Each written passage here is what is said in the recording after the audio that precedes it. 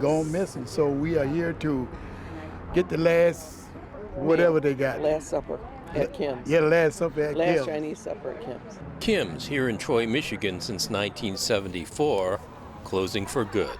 What's your favorite dish? Sweet and sour chicken and egg drop soup.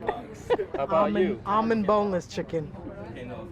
Yeah. What do you know about almond boneless chicken? I don't know very much about it, but Kim's makes the best that I've ever had. This is an old-line Chinese restaurant, one of Metro Detroit's mainstays these past 50 years. First booth on the right-hand side. Okay, thank you. Thank you very much. Thank you. I knew we would get busier, but I just didn't know how busy we would get, how many people wanted to come and say goodbye.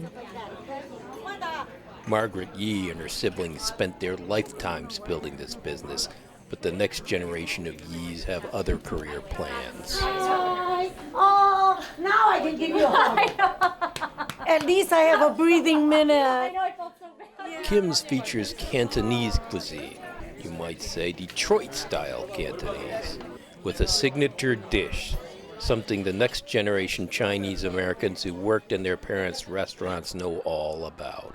Almond chicken is most definitely like the king of Chinese food. I would say for Michigan Chinese, almond chicken is the most iconic. Everybody knows what ABC means, almond boneless chicken. We would always put ABC on it so we could differentiate what we were packing in the carryout. Lots of customers now, they put the order, I want ABC. It's a Michigan thing. ABC's origins go back to southeastern China, not far from Canton, now called Guangzhou. On the Pearl River Delta sits the city of Toisan. Toisan, not pronounced like it's spelled. Toisan is like where the huge emigration patterns happen. So our uncle came to Michigan with, and it's like, why didn't you go to San Francisco or New York? And they landed in Cass Corridor in Chinatown. And so then, of course, he brings over his like 7 siblings. And now my dad's side was all here, but they're all Toisan. Many decades ago, career paths for Chinese in Detroit were limited, washing clothes or serving food. My grandfather said, well, I try laundry, but when the business is slow, I have nothing to eat. But at least if I worked in the restaurant when business is slow, I still have all these food I can eat. I won't go hungry. Detroit's Chinatown restaurants shared recipes and adapted them for American tastes. Then the restaurants moved to the suburbs, where ABC became a top seller.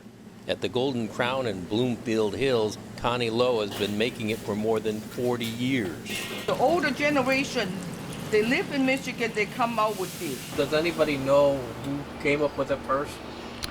And that's the question. Yeah, that's the $1 million question. Don't know. Well, there's some ideas of like which restaurant might have started it, but I don't know. I would never say. When they first started the almond boneless chicken, they didn't call it almond boneless chicken. They call it washu gai.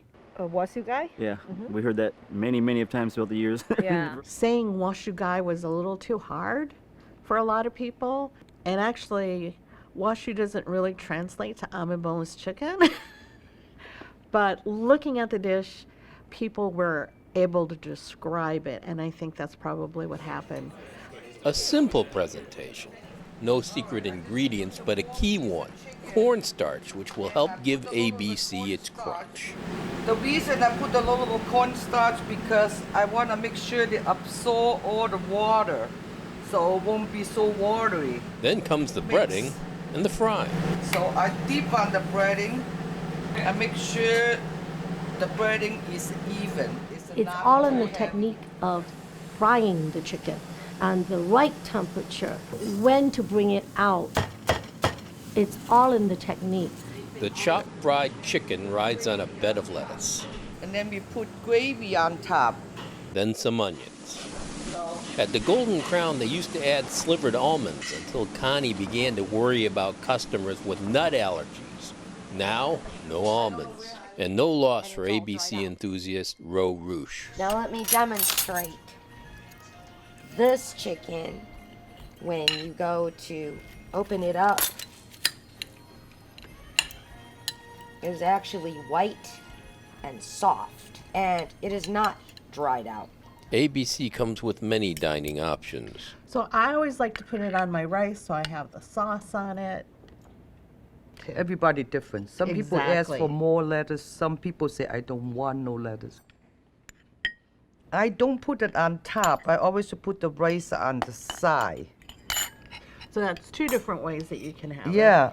But also in the gravy, there's water chestnuts for crunchiness. So you have more texture than just the chicken and It's the good. batter. It's still crispy. I mean, you just kind of gain the craving and you love, like, you end up loving the food that's there.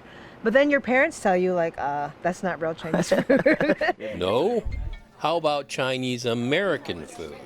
Susie Moy had to leave home to learn the real story about ABC. When she moved to San Francisco, she was expecting almond chicken out there, and when she got out there, she's like, the Chinese food's not the same out here as it is back home. I can't tell you how many restaurants. So one, you would ask about almond chicken. They're like, oh, yeah, we got almond chicken. We're like, is it deep fried? Or you would try to describe it. They're like, oh, no, not deep fried. And then sometimes they would say that it was deep fried, but it would be like a stir fry.